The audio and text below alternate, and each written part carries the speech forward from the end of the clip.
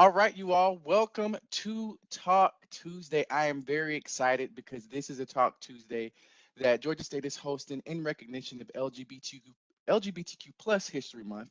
And today is a National LGBTQ Center Awareness Day. So we are really excited to have some phenomenal folks who work with LGBTQ populations, work in centers, or work at universities that have LGBTQ resource centers. And so we're going to have a dynamic conversation today. For those of the folks who are attending in person and watching this live stream in our intersection lounge, so that is Student Center East, Suite 210. If you receive your red ticket after this very well put together conversation, you'll be able to attend the Gender and Sexuality Resource Center and get you some food and beverage as we celebrate and honor LGBTQ resource centers today. Okay.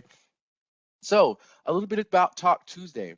Talk Tuesday is a virtual series of workshop conversations that provides a forum that amplifies the voices of marginalized and or underrepresented communities around various topics centered around intersectionality and social justice. The series plans to serve as a catalyst to promote, celebrate, and increase cultural awareness at Georgia State University, encourage cross-cultural dialogue and engagement, and advance global and intercultural fluency and cultural competency.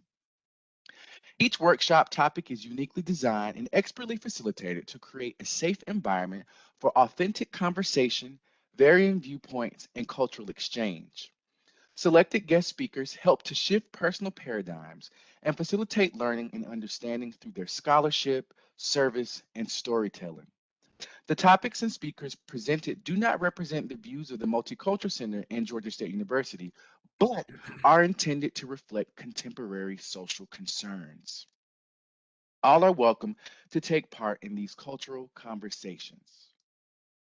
I am your host, William Brito, and on this Talk Tuesday, Creating the Safest Space, the importance of LGBTQ plus resource centers. Panelists will engage in dialogue around the necessity and practices of LGBTQ centers and spaces. Each year on October 19th, we honor and celebrate the work that LGBTQ centers across the nation do and their role in increasing visibility among LGBTQ youth and individuals and providing necessary resources to those who need it. Our panelists include Dr. Daryl Holloman, Vice President for Student Affairs at Spelman College, Aaron Wyndham Hill, Senior Coordinator of the Pride Center at the University of Georgia, Dr. Gisela Vega, Director for the LGBTQ Center at the University of Miami, and Luis Garay, please, if I pronounce your last name incorrectly, Luis, correct me, please, who is the Director of the Gender and LGBTQIA Plus Center at Elon University in North Carolina, might I add, my home state. A little bit of context about this particular day, you all. So the belief that LGBTQ plus individuals deserve equal access to essential services and resources and deserve to live without discrimination is what instigated the creation of the LGBTQ community centers. Accordingly, LGBTQ communities in different cities decided to launch community centers, and in 1971, the first lesbian gay community centers were established in Los Angeles, Albany, California, and New York. The centers provided services such as support groups, safe spaces for conversation, health clinics, and legal support. Community centers thus became what inspired community action and social change. In the 1980s, AIDS spread in the gay community. During this time, LGBTQ community centers assisted in HIV caregiving, awareness, and prevention. Even affected heterosexual or non-gay couples benefited from these services. In the 1990s, the community center movement gained momentum and spread to even smaller cities and towns in the country, so that by the year 2000, nearly 50% of the 100 community centers were in the locals only LGBTQ space. These centers acted as the first points of contact for people looking for information, coming out, seeking safe spaces, or gearing up for political change. All right, so we will go in order. So we'll start with Dr. Holloman. We'll move to Aaron, Dr. Vega, and then Luis. So tell us about you and the work that you do for your LGBTQ resource centers. or some of the resources available to your LGBTQ students. So who you are and what you do for your resource center or your LGBTQ spaces at your institution or community. Dr. Holloman. Well, thank you, Will. I currently work at Spelman College, which is an HBCU, all women's institution. And what was really important, I think, when I arrived at Spelman was to really do some work around affirmation and being able to provide a space for visibility. I think sometimes when we are in same gender or minority serving institutions, we have a tendency to lump everyone into that same experience. And I think that can be very problematic for LGBTQIA communities because, and what I'll say is queer communities moving forward, not meaning to offend anyone, but I have learned to identify as queer, and that's kind of my self empowerment. I grew up in a time when you had to make a choice and you were gay or lesbian, and queer for me was a bad word and a bad term. It was similar to the N word as a Black person, but using queer at my age has really been empowering for me. So if it's okay, I'll use that term.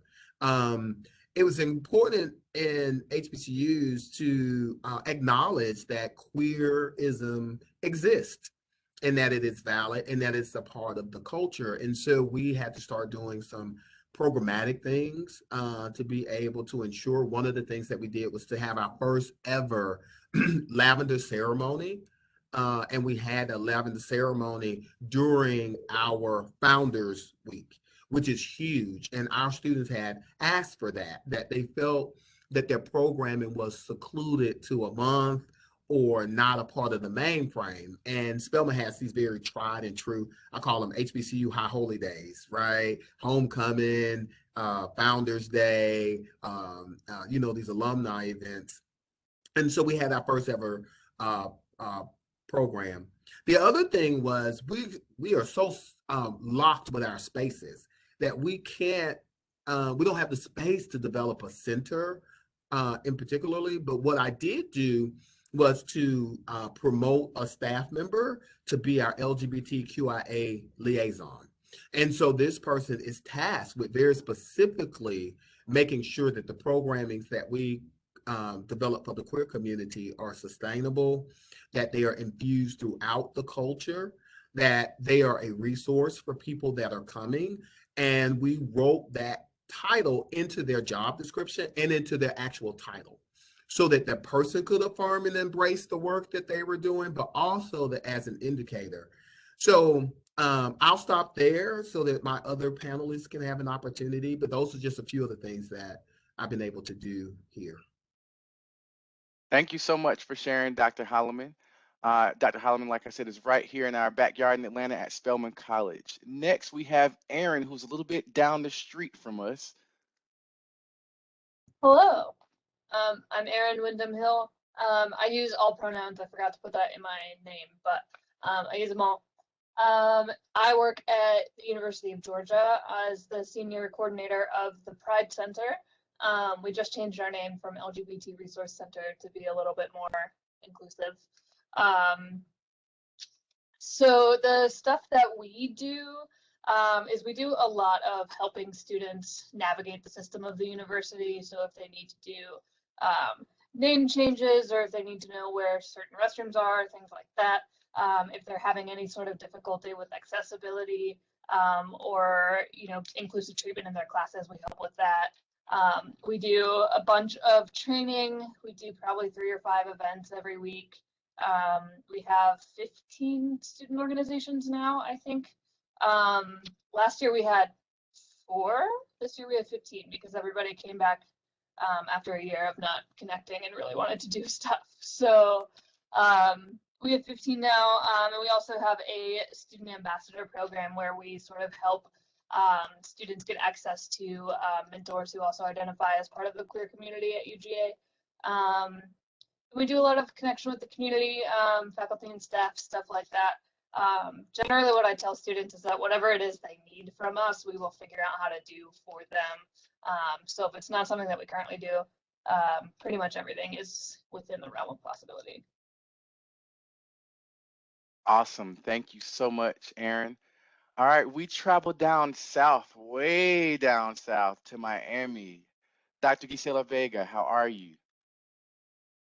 Wonderful. Thank you, William. First of all, happy LGBT Center Awareness Day, everybody. And thank you, William, for the invitation to be here. A hello to all the other panelists there. It's a pleasure to be with you all here today. So my name is Dr. Gisela Vega. I welcome all pronouns. Most of my students and folks here call me Dr. V. So if you want to use that, that's good with me. Tell you a little bit about me that you may not know. I am a proud Latinx lesbian cis woman of color who was first gen in college. I grew up in Chicago, so I made my way all the way down here to Coral Gables, Miami, about 20 some years ago. And, you know, I think we heard Dr. Holloman talk a little bit about, you know, sort of the spaces and the importance of spaces. And when I was in school, we didn't have centers. We didn't have these safe spaces. So for me, interestingly enough, there's a story there perhaps for another day, but because of my experiences in college and not finding those spaces, it eventually led me into the work that I've been doing here. Let's see, I'm here at the University of Miami, which does have an LGBTQ Student Resource Center. We are the only school in South Florida that has a standalone center. So when we talk about visibility and importance, we know how important that is. We like to say that we are the heart of our LGBTQIA+ community here at the U. HEART is an acronym. It stands for We Provide a Holistic Approach in Education and Creating Awareness using restorative practices that transforms the lives of our students. So we basically do a variety of different things here at the center. We provide one-on-one support and counseling. We offer signature programs, training and development for the university. We oversee our gender and sexuality study, gender and sexuality LLC center program, which we started with housing and residential this year, also working in partnership with gender and sexuality. You know, we offer a variety of different avenues for resources and support for students, not only at the university, but in the community, the greater Miami community as well. We know it takes a village to raise our students, so we work very closely with lots of the initiatives that happen down here in South Miami. While here at the university, I wear two hats. Not only do I serve as director for the center, but I also am an adjunct in the Gender and Sexuality Center here, which currently does have a LGBTQ minor. And we're celebrating our 10th year of our minor this year. So that's a little bit about us. Awesome. Thank you so much, Dr. V. And last but certainly not least, traveling up north to my home state of North Carolina, Luis. Hey, good afternoon, everyone. Apologies if you kind of hear me sniffly. Like Dr. Vega, I actually also am from the Chicagoland area and am new to the South. So I don't know if I have allergies this morning or if it's a cold. I also just got my flu shot this morning. So we are dealing with a lot of things. So I apologize if you hear me sniffling or if you see me go off camera. I'm just trying to blow, blow my nose. But hello, everyone. My name is Luis. I use they and them pronouns. Currently serve as the director for the Gender and LGBTQIA Center at Elon University in North Carolina. Elon University is kind of situated between the Greensboro, Winston-Salem triad area and the Raleigh-Durham, Chapel Hill triangle area. So we are right here in central North Carolina. Part of the work that we do, obviously some overlap to some of what the other panelists have said, in particular kind of resonate with Aaron's comment about, as I tell students, whatever you need help with, we will try to figure it out. Interesting for my work, this is my first time really working with the gender-based violence piece. So Elon doesn't have a women's center like some other institutions, and so functions that we typically think of a women's center in terms of programming, support for survivors and victims of gender-based violence, that kind of is split throughout the university. And so our work, in addition to supporting LGBTQIA students and doing the event programming, doing the education, we also do the gender violence prevention piece. So doing programming like supporting Survivors Week, Take Back the Night, doing education around what it means to support survivors. We do that, but then we also do the gender violence response piece. So the confidential advocate on campus is situated in our center. SafeLine, our 24/7 confidential hotline is through our office, and so that's new as of this past summer. And so we not only do that queer advocacy work, queer student support work, but we do that gender violence prevention piece as well. And so I think that's a really fascinating work, because up to this point in my career, I had just been used to programming for and supporting queer and trans students, but now I get to see the intersection, in particular how queer and trans students navigate gender-based violence. And I think it also draws students to our work in a different way. In some ways similar to Dr. Vega's comments about our work in the community. We're in Alamance County here in North Carolina, and so we are doing some trying to do more community-based work in supporting local queer and trans populations. But we also are very fortunate to have two major cities on kind of either side of us to also activate and engage in. So. Absolutely. Thank you, Luis. So for that question, I kind of went in order, but I'm going to switch it up for the next 9 questions that we have. So I'm going to say it's first come, first serve. If the spirit moves you, please share your answer.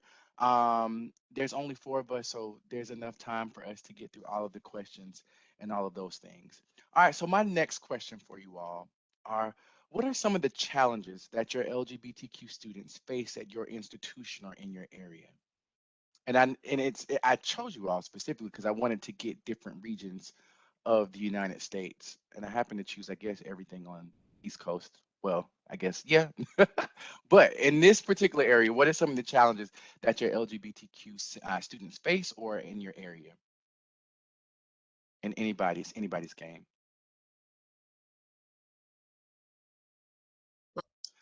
I'll jump in. I'll jump in.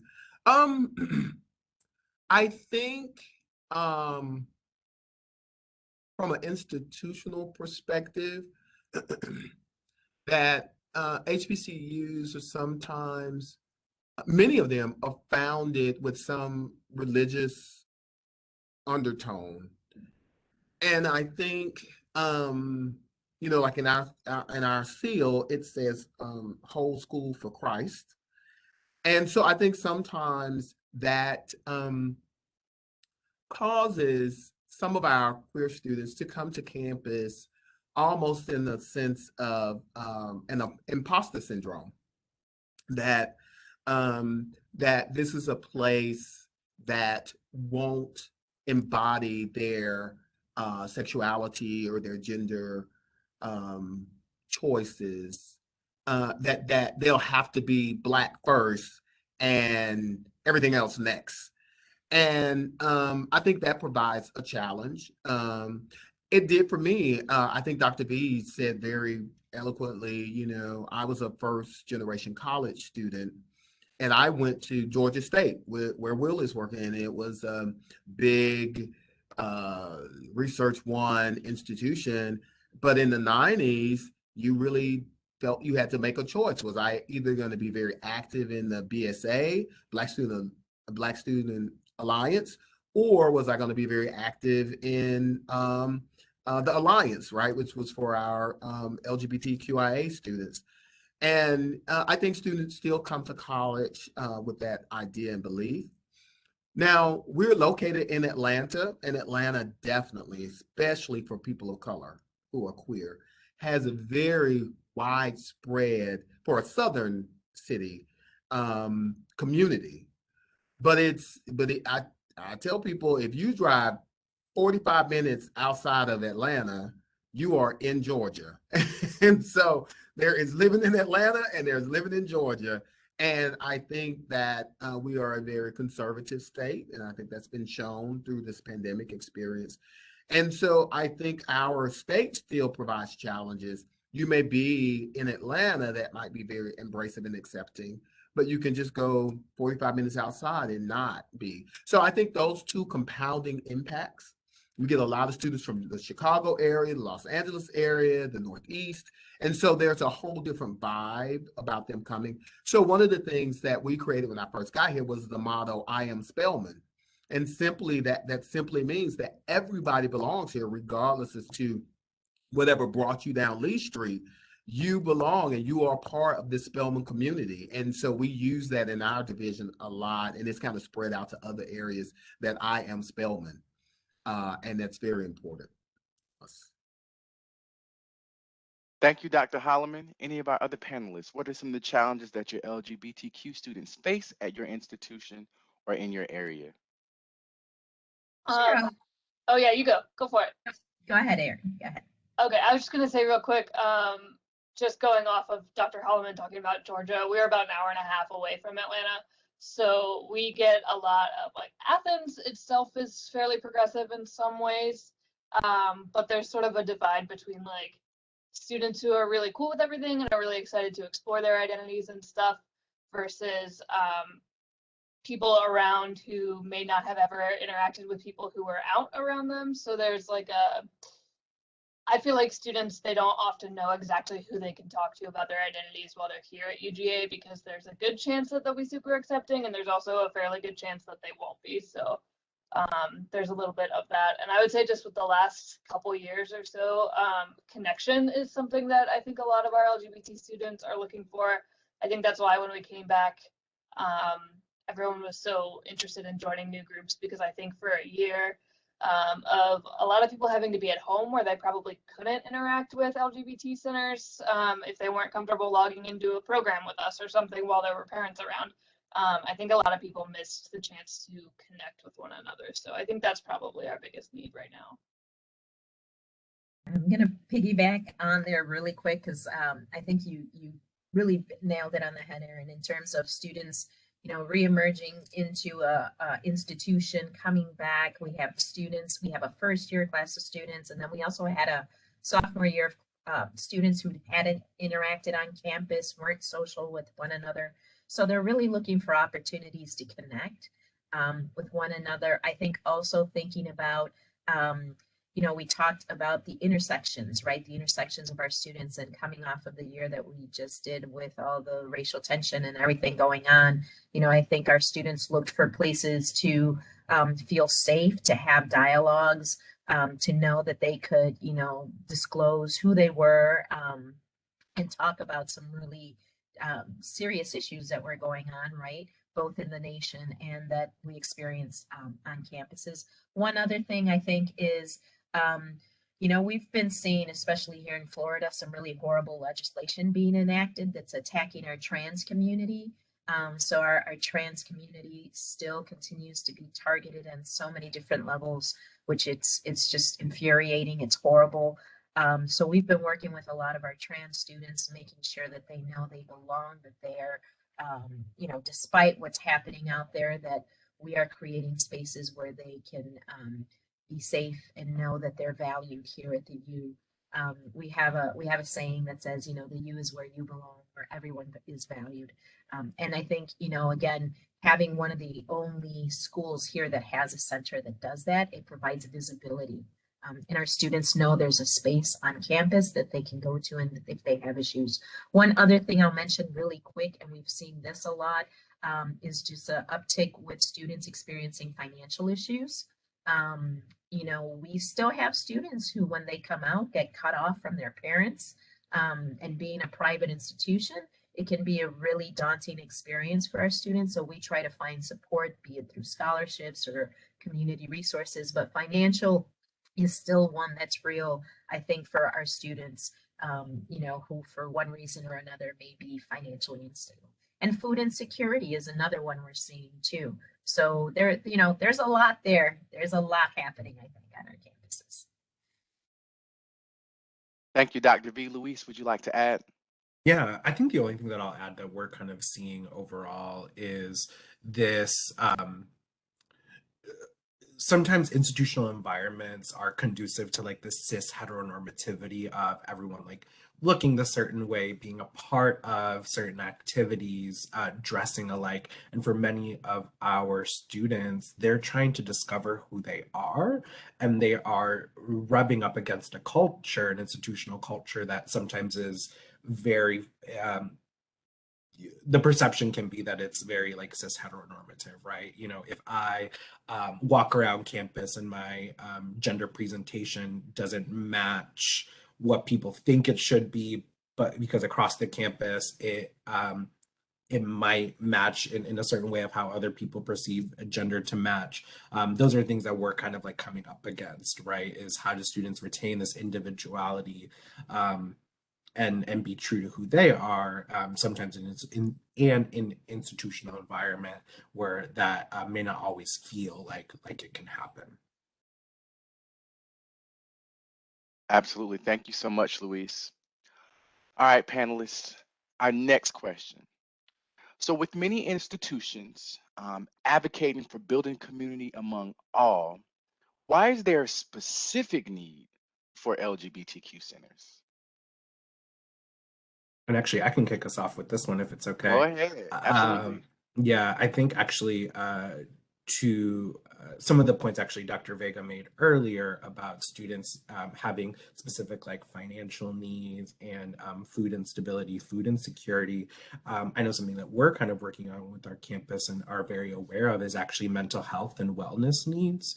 I think the pandemic, the COVID pandemic, the racial pandemic, I think is just bringing up a lot of things for people. And I think all of us know the statistics, right, for queer and trans student populations and the higher susceptibility to mental health concerns. I think the dual pandemics and other global happenings is just kind of exasperating that. And so connecting that to why we need LGBTQ centers, we need them because students need to feel supported, right? That I always think about my work that spaces like LGBTQ plus centers, lavender rooms, these programs and initiatives that exist on campus provide students an opportunity to breathe a little bit easier because this is the space where they can be who they are. And that is an important facet, not the only facet to overall wellness for students. But I think for me, LGBTQ plus centers are needed to provide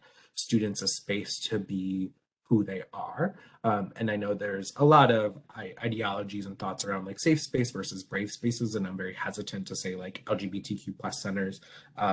Yes, they should be safe spaces, but what does safety mean? Who does it look like? Who actually feels safe? Those are things we can talk about. But I think LGBTQ plus centers provide students a space where they can be who they are within institutional cultures that they may not feel that same way all across campus, but in this one space, they can be who they are. Thank you, Luis. Our other panelists, why is there a specific need for LGBTQ resource centers or gender sexuality centers?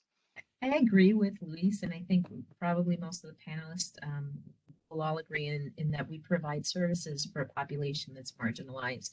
You know, we know what the statistics are, we know what's out there. When you look at histories of schools that have centers, you know, they've come out directly from student activism because students have not felt that they've gotten what they needed at institutions. So it's directly correlated with giving students what they need on campus, right? So we know that that's a big piece of it. I think the double-edged sword to this is that many times when you do have those centers, they become sort of the catch-all for everything, and it kind of puts the responsibility of the institution to levy itself and bring itself up, right? To make sure that all offices are addressing the issues that are out there. So, you know, the center becomes you become the be all for everybody. And I don't think that's realistic for even us as LGBTQ or people doing the work with LGBTQ students on college campuses. We need multiple spaces than just one LGBT center. But clearly, you know, just the birth of how they came about through student need and student activism, that right there tells us why there's still need.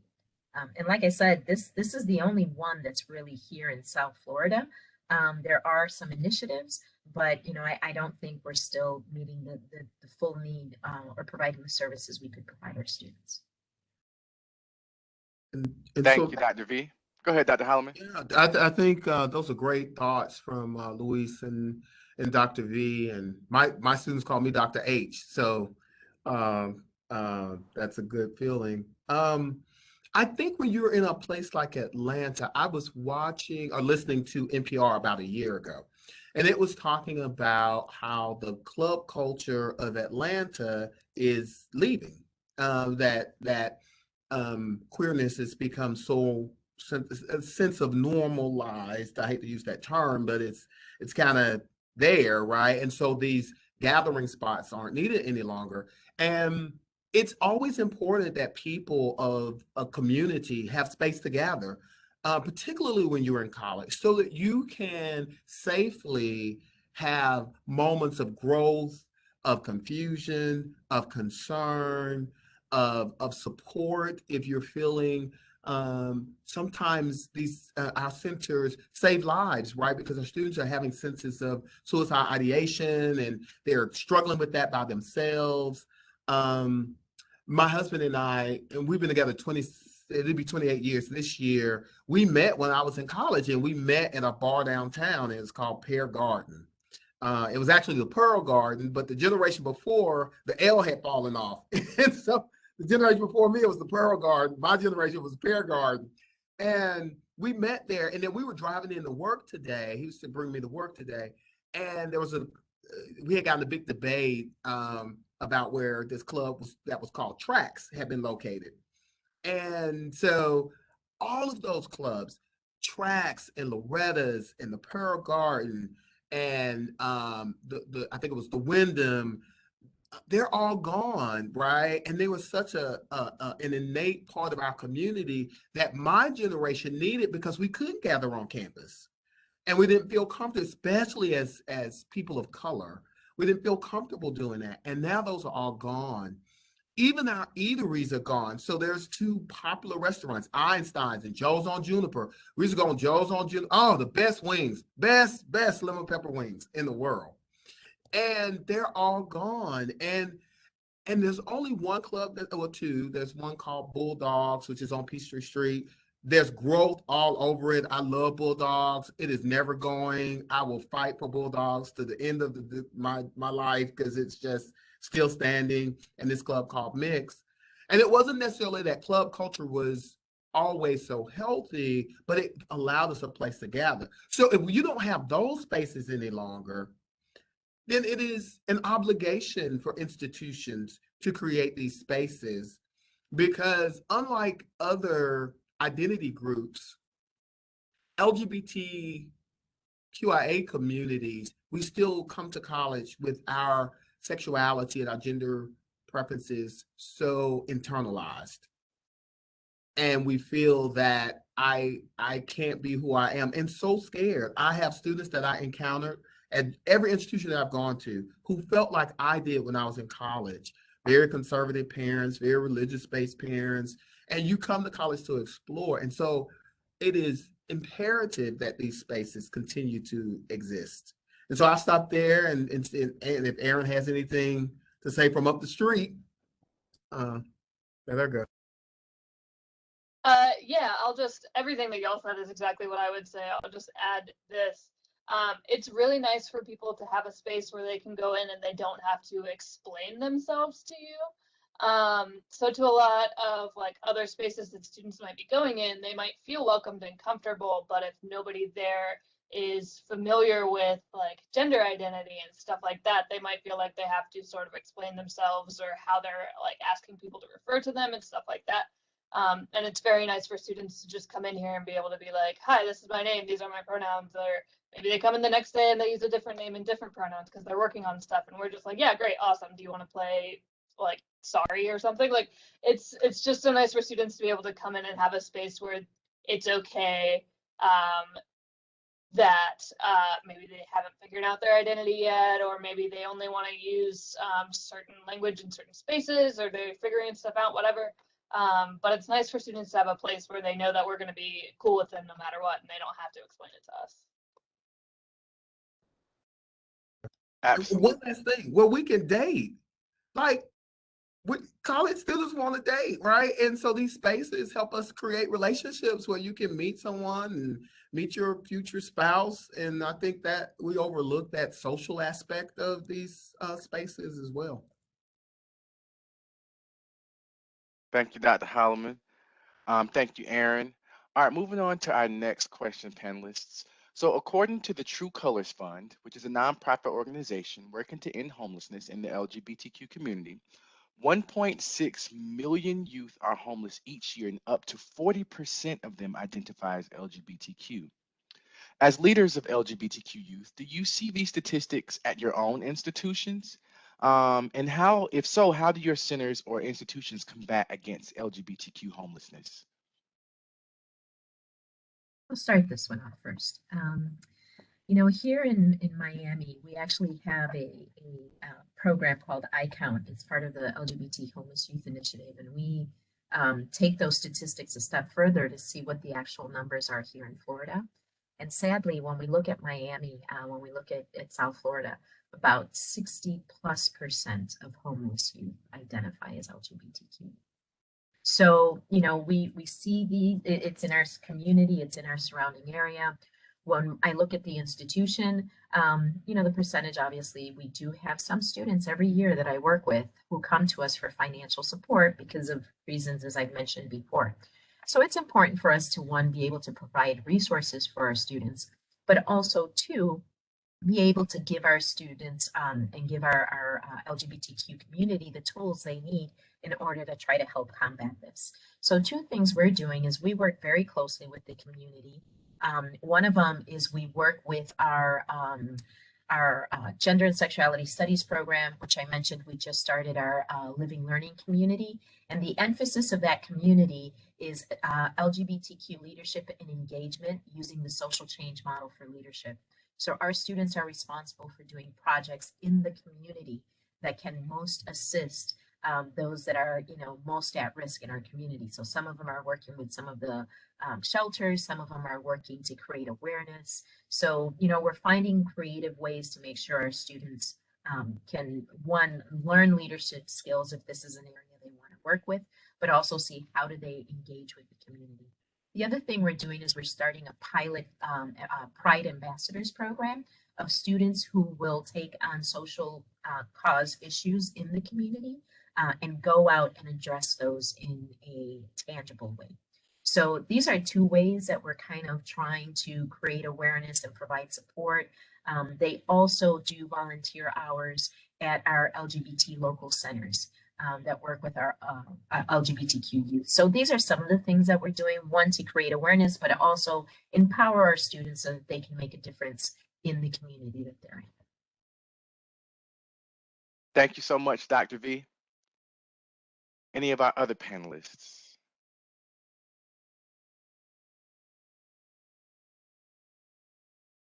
All right. Well, Dr. Holloman, were you getting to speak? No. I just, and to underscore what Dr. V is saying, I think it's important to, college affordability is such a critical issue for all of our students now. I mean, college is extremely expensive. And if you look at queer communities who could have the rug pulled out from under them and their family support taken away, and I think each of our panelists have probably lived this in real time. I was at Georgia State. We had one of our students, very popular, one of our student workers, really great guy, African-American male, came out to his family, totally discredited him. And his pride wouldn't allow him to let us know that he was couch surfing. And so we had created a program at Georgia State that was called Embark, that helped students who were in a home insecurity or some level of homelessness. At Spelman, we have a pretty vibrant student emergency fund. And I think it's just imperative that colleges are now having to stand in the gap for some of these social services that are so desperately needed for students that are coming to college campus. All of our students are suffering from it, but definitely our students from the LGBTQIA community, because it could mean that your entire safety net has been pulled away from you. And so we've got to continue to be allies to ensure that there is someone standing in the gap. Thank you, Dr. Holloman. Well, Well, if there are go I'm ahead, going to Dr. add V. one quick last thing too, is to be aware of where our resources are. Currently sit on the Point Foundation Board of Trustees, and that's one of the largest LGBT granting scholarships that's out there. This past year, Point, we started the BIPOC scholarship.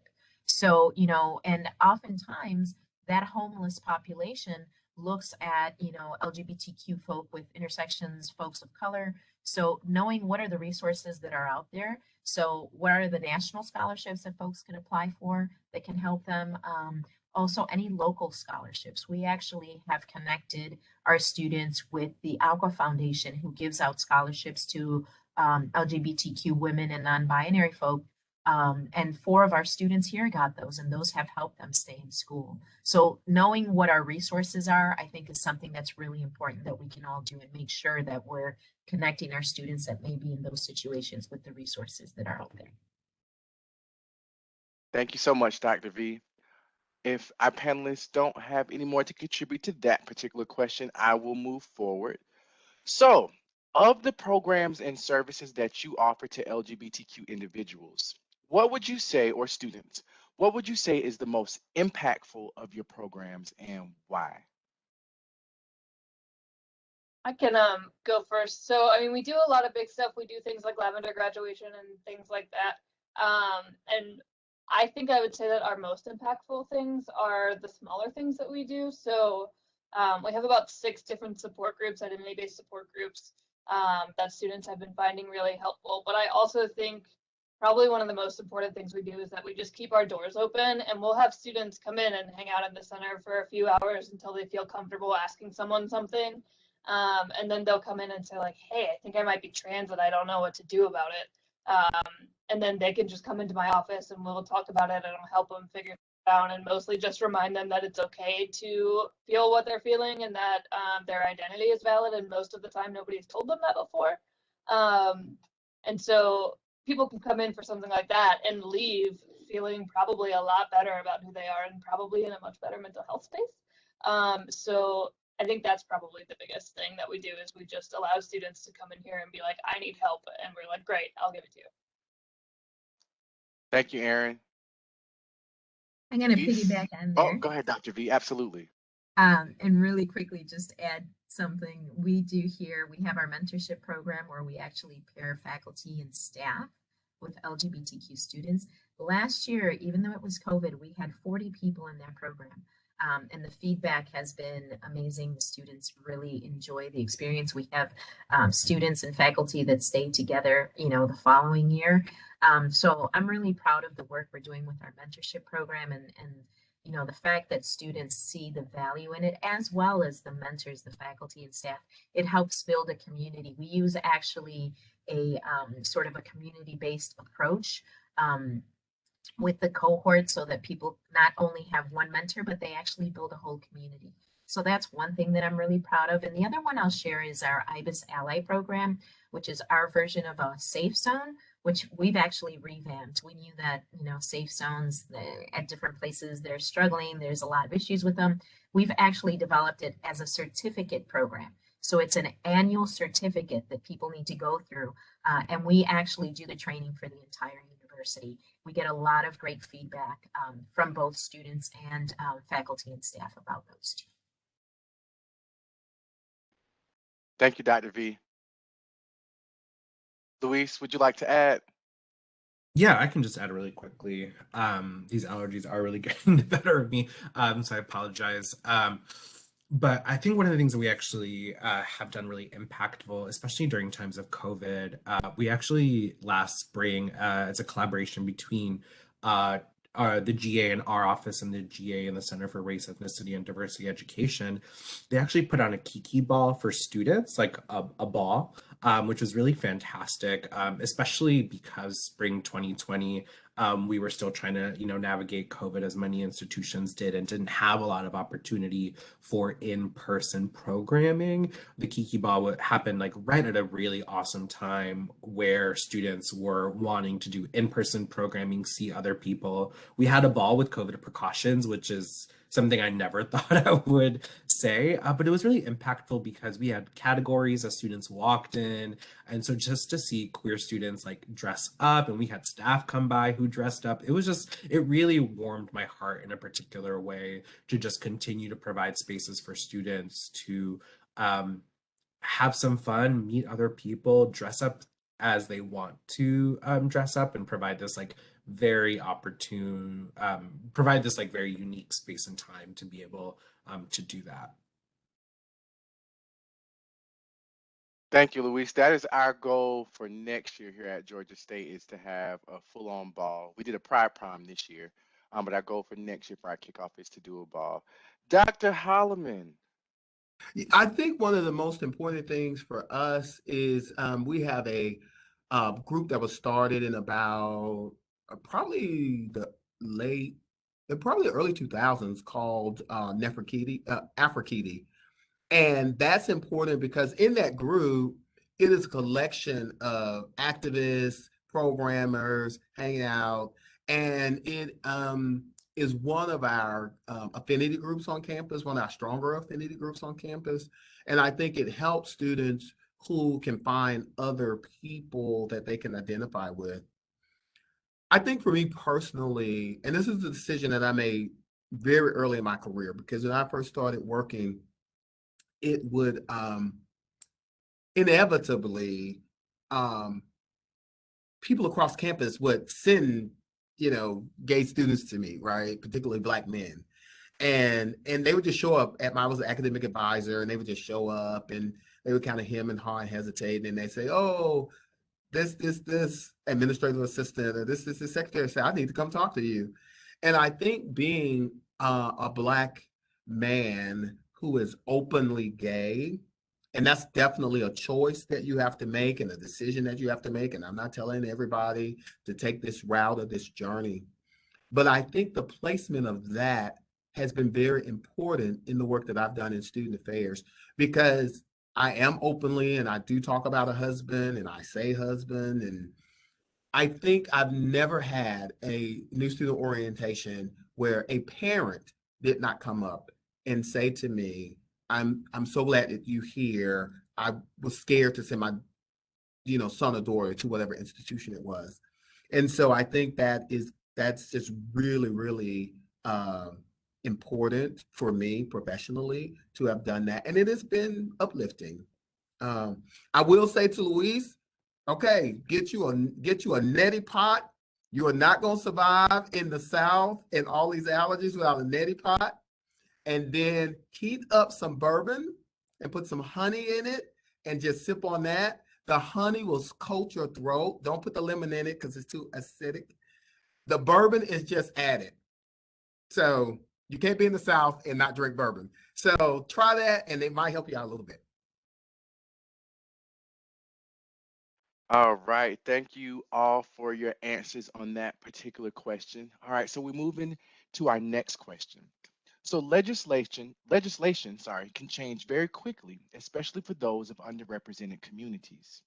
Has any type of legislation ever impacted the structure of your LGBTQ spaces or the services you are able to provide? And how do we still work to provide for those who are LGBTQ if legislation, sorry, does change? And that is anybody's answer.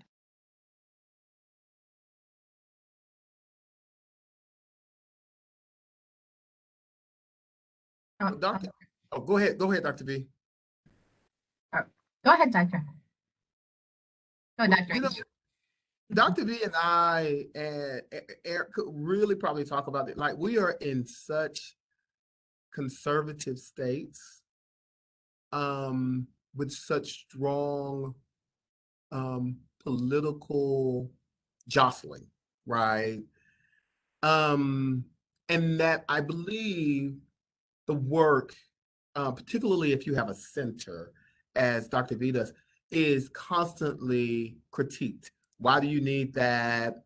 It's divisive. You know, even still, we're hearing language about it's against God.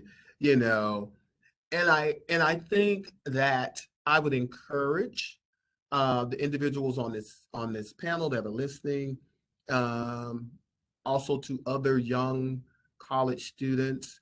There is some level of apathy, I think, in the voting booth because I think that people are, not having great faith in political institutions and organized institutions.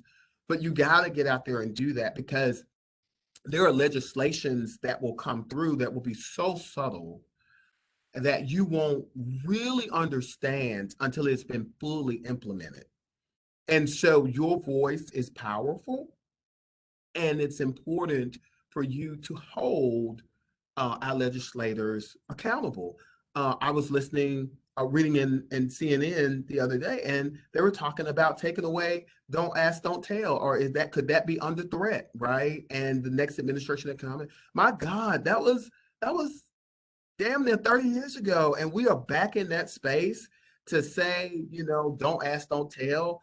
Well, I was in the military at that time. That was an excruciating period because it was right at the rise. It was in the 80s, mid 80s, and it was right at the rise of HIV and AIDS crisis that was coming. And so it essentially was telling people to hide yourself. Well, it was a health crisis at the same time. And so if I can't talk to anybody about that, I can't go to my doctor in the military and talk about that, then, I'm really at the jeopardy of not having knowledge that I need to protect my body and to heal my body. So I would encourage you to pay attention to the subtle nature by which people are working to repeal human rights that have been in place for a while. So I'll stop there. I'll let Dr. V, I'm sure she has something to add. But Dr. H, you've hit it on the head. I think we've seen legislation always being thrown against our community in one way or another. And the most important weapon that we can, or the best way we can equip our students is to give them the capital, right? The college capital with education on their civic responsibility and their engagement. We do a lot with our organizations here in South Florida. We have Equality Florida and SAVE, which kind of keep the pulse on all LGBT issues here in Florida. And they come to, our events, we get them engaged, we have workshops with them to help develop that capital for our students so that they know what's going on. That is the best way that we can equip really our young folks in order to prepare for what's ahead. Because I'll be honest, there's some crazy legislation that's coming down the pike. It's we're going to see some scary stuff happening that's going to impact all of our community. So I think it was Paulo Freire who said, education is power, but you got to do something with that power. That's the second piece of that. So what we do is we try to create seamless opportunities for students to connect with those leaders, those politicians, know who's standing in our corner, who's out there fighting for our rights. It's a place of education, so we want to make sure that we're empowering that knowledge on our students. One of the things we do here that's been really fabulous is we call it the meeting of the LGBTQ minds, and we invite all the sister schools who may have staff that work or student organizations that are LGBTQ specific to a quarterly meeting, and we will invite our stakeholders, our different organizations, to come in to talk about what are the hot topics right now that we need to be aware of, that our students need to be aware of, and they need to get involved with. So that's one of the things that we're doing, but I think it's really important to keep, a pulse on what's happening and passing on the wisdom also, because I think, I mentioned that I teach in our Gender and Sexuality Studies program here, and we need to make sure our young folk know our history. We've had a really crazy history when you talk about politics and what's gone on and laws and crazy laws against our community.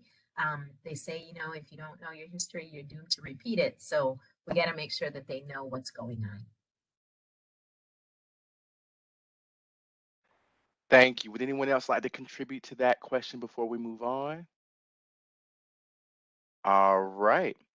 All right. So our next question, panelists. Much of the beauty of the LGBTQ community lies within the intersectionality and variation of identities. What do LGBTQ centers or spaces do to affirm students who may have multiple underrepresented and or marginalized identity? So for example, folks of color, those who are disabled, etc. So what do LGBTQ centers or spaces do to affirm students who may have multiple underrepresented and or marginalized identities? And you can talk about this in the aspect of your own resource centers or your own spaces.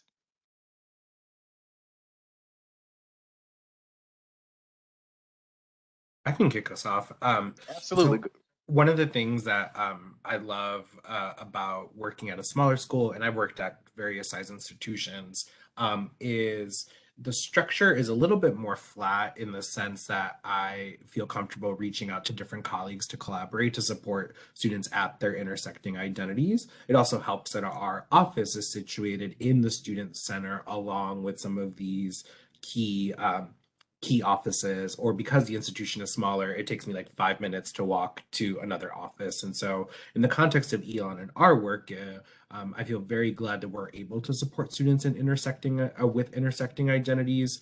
A couple years ago, we were awarded a grant from the Carpenter Foundation to support queer and trans students and their spiritual and religious identities through our program called Spirit and Pride. And so that is a new program, and unfortunately started during the pandemic. So we've been kind of just really trying to figure out how to get our name out there and let students know that we're here. But that has been really great. We have some student interns who are hired to carry out the program to talk about those intersecting identities. I'm going to shamelessly plug some of their projects. There's actually they have done a podcast called Queer and Divine Conversations with Spirit and Pride that talk about those intersecting identities, and they invite guests to talk about their journey, which I think is fantastic. This semester, because our Center for Race, Ethnicity, and Diversity Education is literally down the hall, I had a conversation with the staff there to have them help us with a QTPOC initiative, so supporting queer and trans students of color. And we were able to hire 2 students to also help us with some of that initiative. I feel very fortunate because a lot of my programming is supported through a wonderful alumni base that gives very generously to the center. And so when it comes to doing some of this like projects and initiatives, I have monies to be able to tap into and do some of these things. And so I think that is something, those are 2 kind of specific examples, but I know an area that I need to grow in my work is working with our disability services office to support students at those intersecting identities.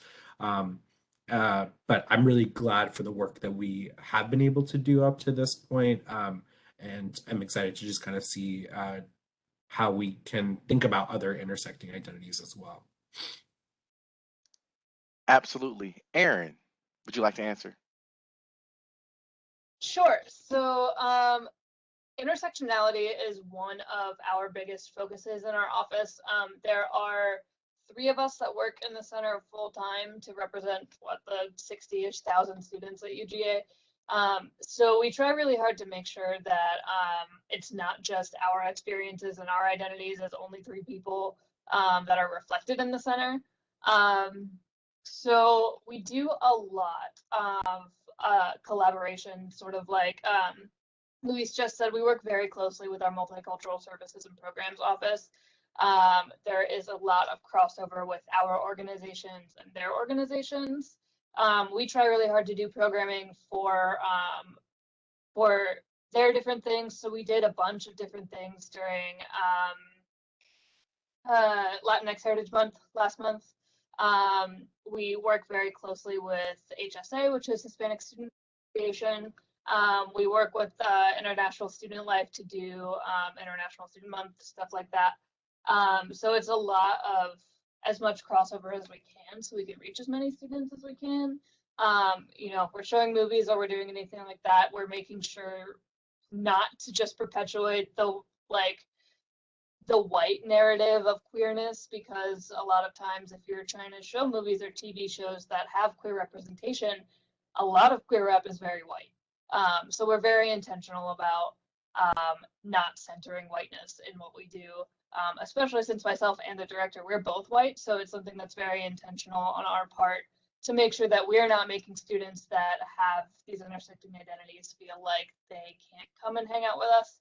And in terms of things like ability and stuff like that, we are constantly, our students, I think by the nature of the work that we do, are pretty inclined to trust us, because it's a lot of sharing of their own like personal identities and things. So they will tell us if there's any other aspect of the university where something is not working. We found a big accessibility concern in the building that we're in recently, and we both immediately got on the phone with the director of disability services to be like, how can we do this better for our students? So we try to foster really strong relationships throughout the university to be like, if this student came in with this concern, has nothing to do with their queer identity, but we still need to make sure that they are getting the education and the resources that they're entitled to. So it's a lot of just awareness and self-education and working with other people. Thank you, Aaron. Dr. Holloman, you have a very interesting position over there at Spelman. I'm not too familiar, or I haven't read any articles since, but the admittance of trans identified students to Spelman, you know, how does that, you know, what does Spelman do for those students, and kind of walk us through that if you can. No, no, and thank you for bringing that that topic up. That was huge for Spelman to implement the trans admissions policy. I think we may be the only HBCU in the country that did that. I think it was huge in terms of just affirmation that, you know, this is a place of belonging. Um, to date, we've not had any trans students to be admitted, but it empowered our trans students that were already enrolled. And so we also had the same year of the policy implementation, we had one of our trans students to graduate. And it was the first trans student ever to graduate, followed by another trans student last year. And so that's really huge for an HBCU because it's very progressive and it's very forward thinking.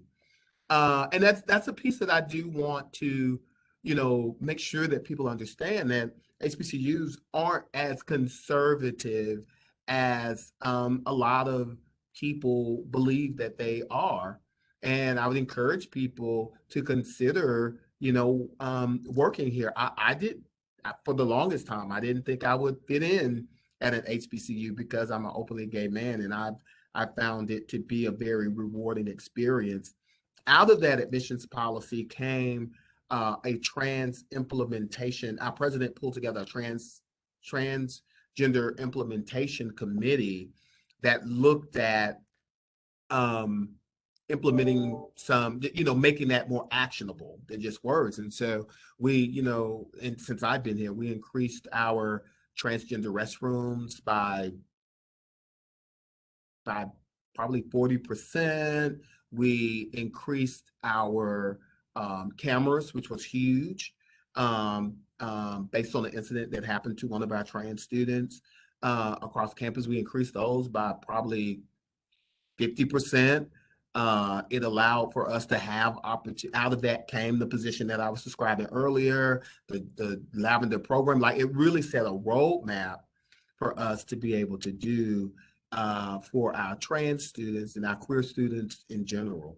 So we're still, you know, we're still waiting for that for a trans student to apply and to be admitted. And I think it's just some of the prejudices and hesitancies about whether an HBCU will accept me. And so I'll just openly say we have that admissions policy that's out there. And so And we have trans students on all of our campuses, Clark, Atlanta, Morehouse, and the Spelman campus. So it is a place of, we create a space of acceptance. I'll put it that way. Thank you. Anybody else for this particular question? We have about 8 more minutes left. And I'll move on to our next question then.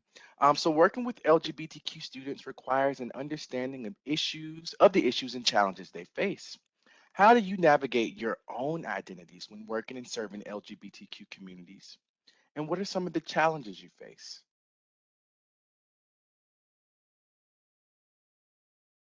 I'll jump to Dr. V. All righty.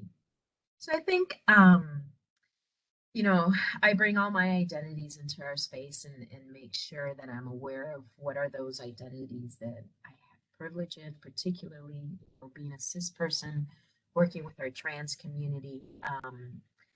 It is something that I've really taken upon myself to learn and incorporate and make sure that, you know, I'm hearing the voices of our trans students here at the university.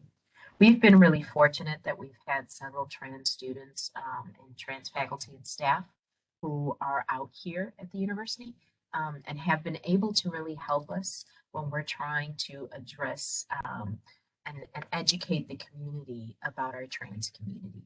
So knowing where, you know, your strengths are and where it's important to bring in folks who are part of the community and have expertise in those areas is really important. But also being aware that we all have to do our own homework. You know, I've really taken it upon myself to learn more about the issues and the things that I don't know about in our community. I'm constantly learning from our students. It's definitely a two-way street. They are the experts in a lot of things. And so we empower our students to take leadership, you know, within our office, within what we're doing, within the different things, the different programs that we may be working on.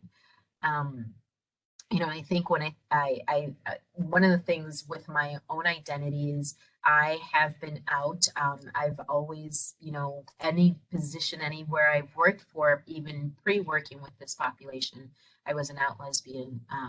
And that was really difficult, you know. So I think creating spaces and not being afraid of sharing your identities is really important because it may just, someone may see you that they identify with. You know, when we started today, I tried to kind of share a little bit about me and my identities. You know, being a first gen person, you know, I know what that struggle's like for a first generation student, you know, who doesn't have that college capital going to school, and what it might be like for someone who's a lesbian within a Latina community, who, you know, has its own set of issues and trials when you're trying to come out. You know, we were just talking about intersecting identities. And I think that's a big piece of this, right? Is knowing when are we bringing our identities to the table and how do we use them to help connect with our students and help them find their spaces. So that's a little bit, you know, some of the things that I've seen, some of my own experiences and some of the challenges that I've had in doing this work. I did mention that, you know, one of the big challenges is people kind of run to you as if you're the expert on everything. And the reality is I need to source out to folks because I'm, you know, I may know some things, but I think there are definitely folks out there that can share more information on different topics. So making sure that we're, you know, casting the net out there and bringing in those resources and support when we need to. Thank you, Dr. V. I'll jump in real quick. I think Dr. V and I don't want to age her, but I think, you know, we might have been to college around the same time, right? I was probably a senior, she was just a freshman, but we probably was kind of the same time. I think it is so important for us as administrators to be open, because I think we don't call ourselves trailblazers. I don't think we think of ourselves in that way. But when I was where Aaron and Will and Louisa, I didn't see anybody that was gay or lesbian or, definitely not transgender. And we were taught to repress that, and that you're not going to move up the ladder being this person. And so you had this weird contention between being yourself and wanting to progress and contribute to the field. Thank God things have changed, but I still have colleagues who choose other routes. I think being open for me has allowed me to be very transparent and very vulnerable. As Dr. V said, to be able to say, I'm not the expert. I don't always get all the terminologies right. Will actually help me. I can't remember what we called it. It was the dean's chat or talk or I think chats with the dean, I think. chats with the Something like dean. that. Yeah, and our first was just me being very open, and we'll help coordinate this when I was at Georgia State with him, that it was on transgender. And I was very wrong. I don't understand it. I don't know. It wasn't a language that we had in when I was in school. And so y'all teach me and educate me about it. And I think that level of vulnerability and transparency helps us to be better administrators. Personally, it has helped me because now I'm layering my other identities, being a Black gay man with now being middle aged, right? And what it means to age as a gay cisgendered male, right? I did not know I was so vain, and clearly I am holding on to that to the bitter end. I'm a father, right, of two twin boys. And so my identities have expanded. Well, I can focus more on being middle aged and being a dad because I've been so open about the other intersections of my identity. And so that's just been fascinating. And I think for me, last point, being a middle-aged gay man is just amazing. Like, it is just so wonderful to be able to be in a space where I feel comfortable enough to even have this conversation and to say, wow, at the end of the day, I'm aging like everybody else, right? And so it's fun. It's a really fun experience. So I think for me, it's been an important part of my personal and professional journey. Thank you, Dr. Holloman. Anybody else before we move on to our last question? And then we do have a question from someone who's watching in our viewing room. I think the only quick thing I'll say is I try to bring my identities in the work that I do continuously. I think naturally I'm always drawn to the queer students of color, right? Because I didn't have someone like me when I was in college, and I understand those intersecting identities. And so that's something I wanted to say. And I think the second thing is, I really do appreciate especially like Dr. H being in this space, because I know for me, as I think about my own like career projection in student affairs, I feel like the only model that I have before me is like, you're a queer resource centers director and you either go like the faculty route or like VP of DEI. And so to see the possibilities beyond those two things, I think it is important for me, even as like a mid-level professional. And so just wanted to shout out you will, and like your recruitment of the panelists to kind of show this breadth of experiences, right? It's not just like queer resource center directors, it's folks who have these identities, are doing the work, and also hold different positions at different higher education institutions. Thank you all. Anyone else before we move to our last question and we answer this question from our person in our viewing room? Okie dokie. Multicultural Center, if you all can hear me, I see that the hand was raised. So if you would like for me to unmute you, I will, and you can ask your question. You are unmuted.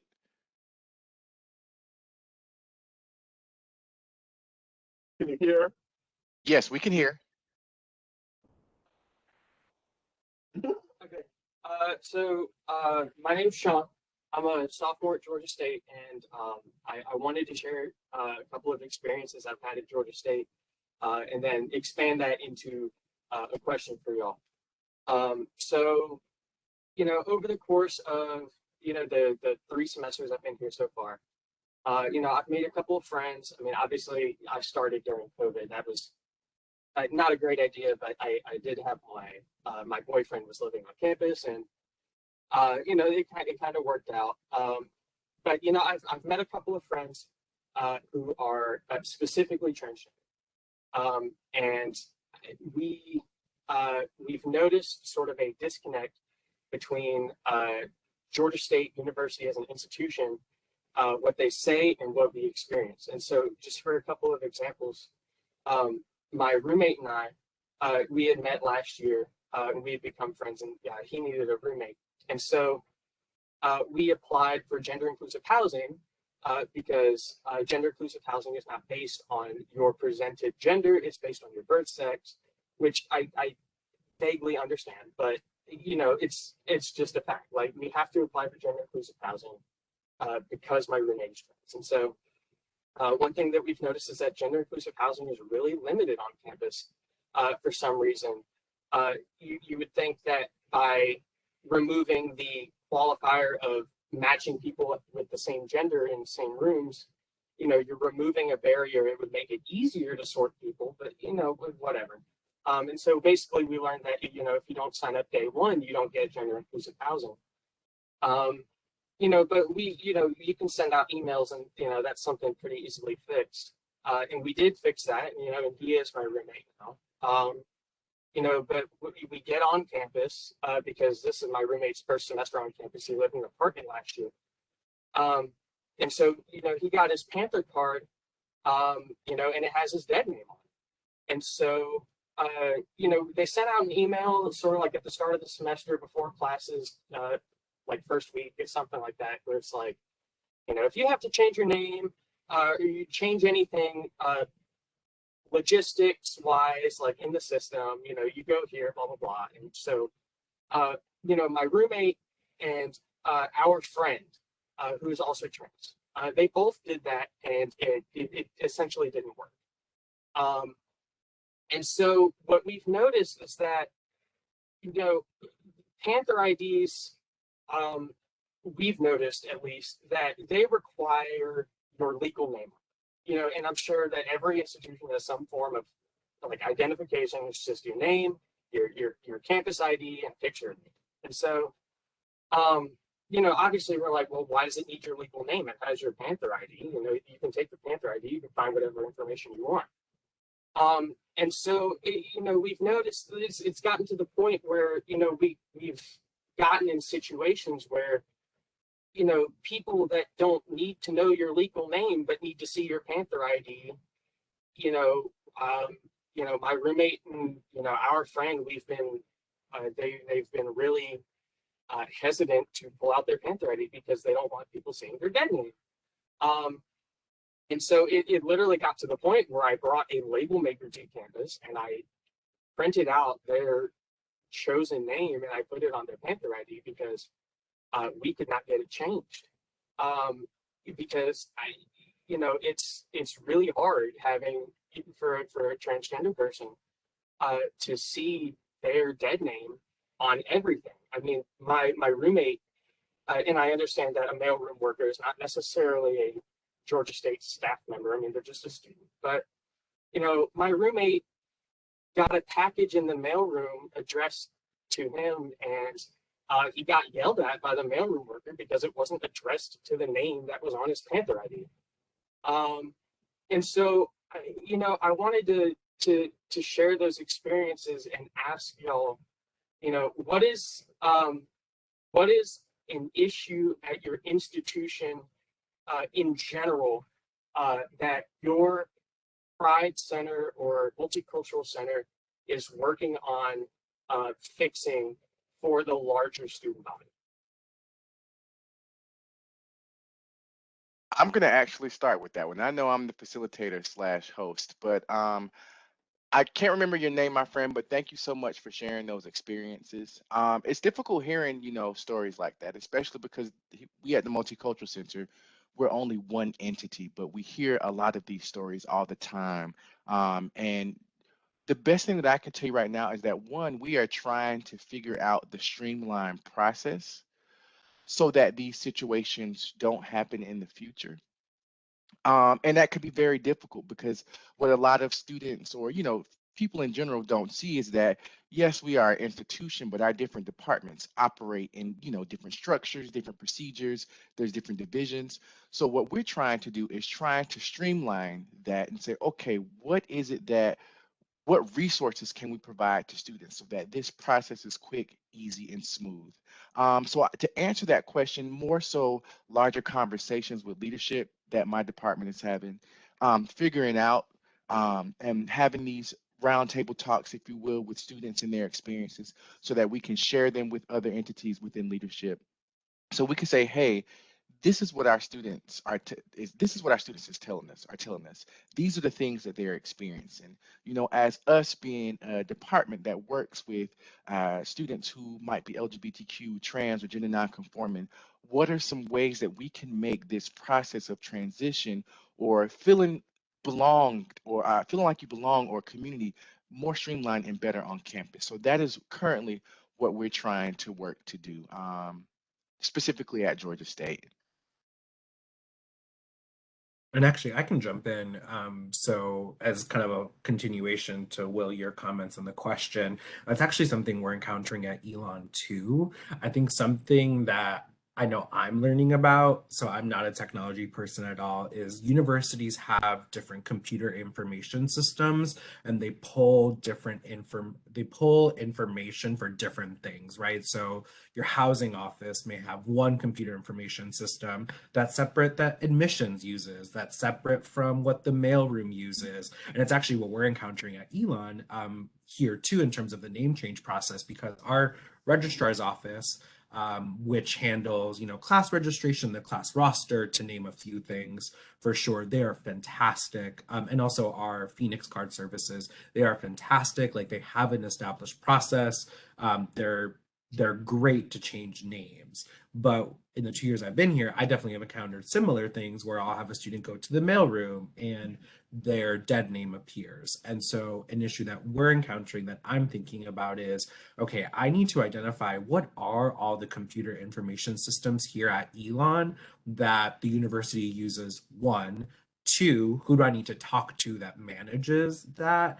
And three, like, how do we get them to talk to each other better? Because though, again, through the registrar's office, fantastic. Students can change their name. It's going to show up on their email. It's going to show up on their class rosters, their pronouns, great. But they in other computer information systems, it might not show up in the same way. And I think that's really frustrating, right? So I don't want to invalidate the frustration of the person with the question. And I think sometimes that's something that even as an administrator don't think about, that I'm like, oh, there's all these like tech things that happen behind the scenes that are helping the institution run, that unfortunately when those computer information systems are being built, always don't think about things like name changes or pronouns. I think that is a great, I actually was just talking recently to a grad student about how queer exclusive policies translate to higher education settings. And I think that's one very particular thing, right? Someone designed this computer program and didn't have the lens of queer inclusivity to think about, ooh, let's make sure that we've accounted for name changes, we've accounted for pronouns, we've accounted for whatever. And then, they create this product, universities go out and buy it, but then when it's enacted, harm and damage is being done, and then now we got to like go back and try to figure that out. So anyway, that was a very long answer to the question, but we're figuring out some of the same things here too. I was just going to add, I think, we're talking about changing not just the university process, but external, because we about 3 years ago, we went and we changed. Students have the option to put the name that they want to choose or use, right, as an alternate. And that will translate to rosters and IDs and everything on campus, which is fantastic. But once they get off campus or once they graduate, unless they've made the official name change through the registrar's office, that original name is going to come back. And obviously that's tied to federal documents and everything else. So we do a couple of things. One is we tell them about changing their name in the K-Link, which will facilitate the ID, you know, the email and the things on campus, but then also start the student thinking about the long-term process of getting the name officially changed. And we try to do clinics on campus. We bring in some of our trans orgs in the community that do some free clinics with that with our students, and also help them figure out, how do I go through this and what support is out there so that I can do this and not have to jump through these hoops every time I'm going somewhere, if I leave this institution and go somewhere else. So it's taking care of the immediate, but then also seeing what can we do to take care of the long term, right? So I think there's a two-part to this. For us, like I said, it was about 3 years ago, we added the components in our chain link where they can go ahead and put their name in, and it does translate to the other areas on campus. But again, once they get off campus, they need transcripts, things like that. Unless it's officially changed, it's going to go back to that day. So I would say think about it in a two-way process. And I think, and thank you for asking that question, because I think sometimes I was at Georgia State when both of those were created. I think I was leaving right before we were having discussions about how to honor the name selection. And then I know the gender policy, gender neutral housing, I think was what we called it, was before I left. But sometimes what happens, and I think Dr. V and Luis have both alluded to this, is that policies get in the way and systems get in the way, right? Because we all have these multiple systems in place. What I would encourage you to do is to talk to Michael Sansevera, and he, I think, is the Vice President of Student Affairs, Dean of Students, and maybe a group of you go, you know, you and your roommate and I think you said boyfriend, you know, maybe go. It doesn't have to be confrontational, but just set a meeting with the Vice President of Student Affairs and Dean of Students, and you know, just say, hey, these are our experiences, and this is what we are facing. Because sometimes VPSAs have the best of intentions, but there's so much that sometimes we're balancing and juggling and figuring out that we don't know some of the details that might be occurring with a policy that we created, that the implementation is causing challenges for students. And so I would encourage you, talk to Dr. Sansevera. I know him well. He's very supportive. VPSA, Dean of Students, you won't always find that. And so I'm sure that he'd be open and willing to hear and listen and possibly fix it. I think Dr. V gave the sense, it's just aligning these systems, because they're all making sure that all of this comes out of Banner, right? And Banner is the back system that has your name and ID and all identifying information, and just making sure that all of those are speaking to one another, because there could be a button or a box that needs to be checked that automatically changes the ID, that someone may not recognize that button or box isn't checked. And so just putting it on people's radar, I think, is going to be very, very important. And I'll follow up with, after this conversation, I'll send Michael an email and just say, hey, this came up out of our discussion, and just wanted to put this on your radar so that he'll know that you're coming. So I'll do that for you. Thank you, Dr. Holloman.